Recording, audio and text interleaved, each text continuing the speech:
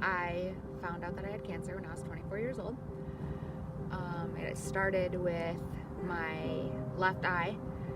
I thought I had an eye infection. It was swollen, and it just was poofy, and it didn't hurt or anything like that. But I went to the doctor, and 3 different times I went to the doctor, and they gave me eye drops and antibiotic, and then finally the 3rd time they gave me steroids. And I knew that it wasn't working. I knew that there was not. I knew there was something more than an eye infection. And my best friend had saw my eye, and she told me that my pupil looked a lot smaller in my eye than the other pupil, and that she actually was like, said it would be like she thought it would be like nerve damage.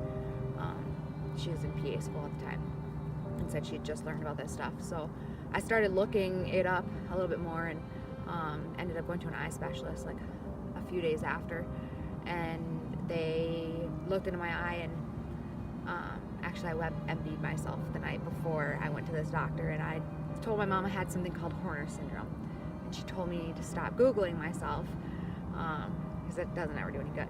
Well, I went to the eye doctor, the eye specialist, and he looked in my eyes and said, "You have something we call Horner syndrome, and it's usually caused by a mass or something that's pushing into a nerve, causing damage."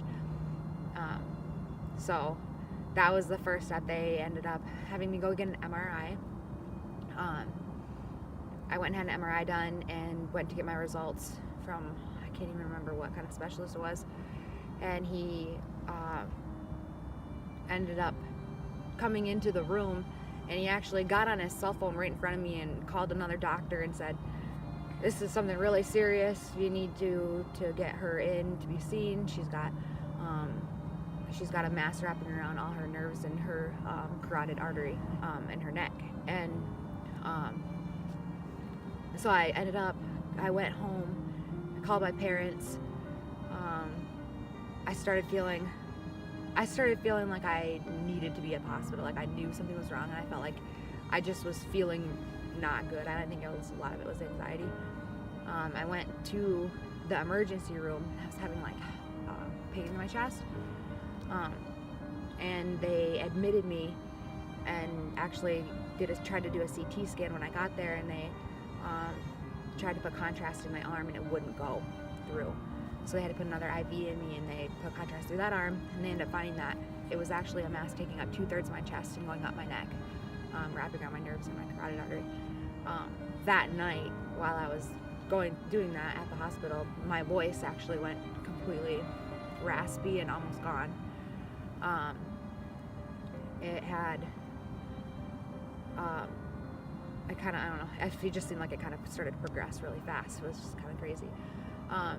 They ended up, I was at the hospital it took a few weeks to do a couple different biopsies that kept coming back inconclusive. Finally, my dad had researched the Cancer Treatment Centers of America in Chicago, and we had called there. They got me in. We called there on a Thursday. I went in on that Monday and was there from Monday to Thursday. I went in there on a Monday, and the Wednesday after I had started chemo. They had ran a bunch of tests. They took out lymph nodes, and they diagnosed me with, it was Hodgkin's lymphoma stage 2B bulky. And I started out with a certain kind of chemo. It was called ABVD. They told me, if you're going to have cancer, this is one of the better ones to have. It's easy to cure, and that this type of chemo usually works very well. I remember the first time they actually brought my parents and us in the room. The first thing they actually told me before they even told me I had cancer was that the chances of me having children were actually very low, that this could cause reproductive issues. And actually I said, "So you mean I do have cancer?" And they were like, "Well, yeah." So that was kind of one of my actually biggest concerns. But I was really sick at the time, and there was I couldn't even ride in a car. My mom had to make a bed, and I had to lay down. I was very dizzy in my head. I had really bad migraines that I'd never had before. I was getting really sick. And so they started me on chemo, and I did that for a few months. I think I did 4 rounds. It was every other Monday, and I'd spend the whole day getting chemo. And I think it might have been, it was 6 rounds. And I did that 6 times, and they did a scan a couple times throughout. And after my 6th chemo, it had showed that it had stopped, the chemo had stopped working. And they needed to be more aggressive. So then they put me on another one. They called it Viacot. And it was 6 different chemos. And I did it over a course of 8 days every other week. So I'd be in the hospital. I'd get there and I'd get there on a Monday, and I'd go until through the next Monday. That's when it got really rough. I started to lose my hair a lot more then. I started losing my hair, and that was probably one of the tougher things for me. I had more hats than I probably ever had, thought I'd ever have in my life. I was really self-conscious about that. I started that 2nd round of chemo, and it got really hard. Actually, for my family, that's gonna make me sad. I remember when my parents first got to Grand Rapids. Oh my god, I can't. Which is where I was. I remember my mom telling me that my dad had that they were going to go to bed the night after I told them, and that they were going to come drive up to Grand Rapids the next morning, like drive all the way from Mississippi, and that my dad had went into the bathroom that night and just started crying, and she could hear him. And I just remember I hadn't ever really seen my dad cry very much, and it really hurt my feelings. I just know my family was really worried.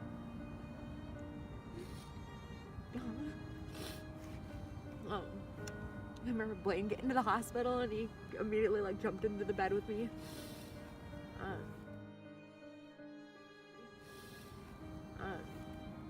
I know that it had to have been really hard on my parents and all of my family, but I remember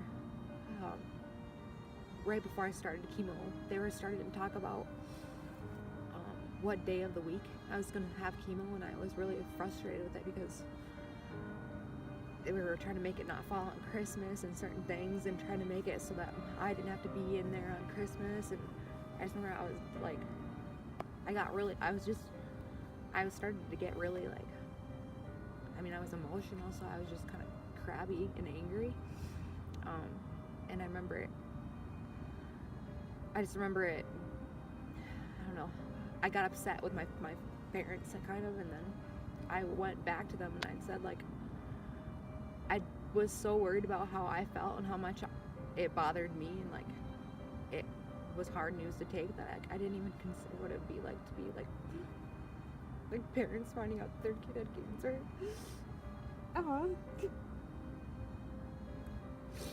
It's kind of hard to talk about. So then after a few more rounds of chemo, I got scanned, and my scan started coming back with less and less active cancer. After 6 rounds of the chemo 4 rounds, the cancer was actually completely gone. I still had to go do 2 more rounds to make sure that it was just completely clear. I did that, and it was just kind of time to try to move forward and be done with cancer. I was ready as soon as I was done with cancer. I didn't work the whole time. So as soon as I was done, I gave myself a little bit of time, and I moved back home and got a job and started working, and kind of just worked on putting everything in the past.